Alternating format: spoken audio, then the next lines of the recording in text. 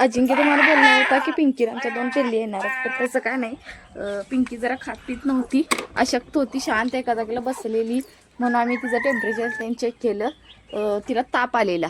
आम्ही घरात प्रथमोपचार केले, पण गाभण शेळी होती त्यामुळे रिस्क नाही घेतली. डॉक्टरांनी बोलवलं, त्यांनीही तिला चेक केलं.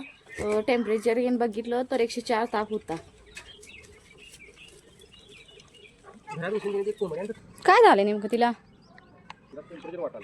ताप आला? कशामुळे असेल असं काय?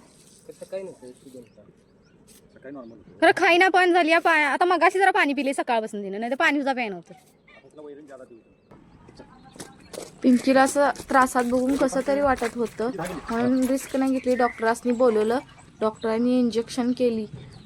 पिंकीची आमची पहिलीच वेळ अशी होती की इंजेक्शन घ्यावी लागत होती. आणि एक इंजेक्शन केलं की पिंकी आमची इतकी आरडायला लागली. पिंकी अशी तळमळ दिली, तिचं आरडणं बघून असं मन हेलावून गेलं.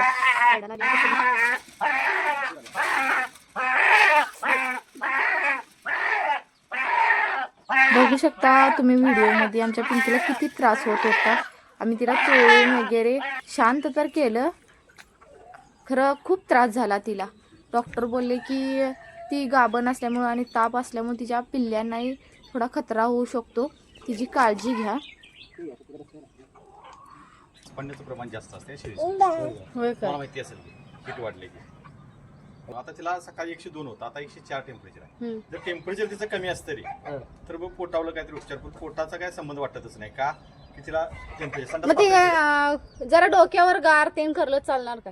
काय गरज नाही, एवढं काय 104 म्हणजे काय तिला एवढं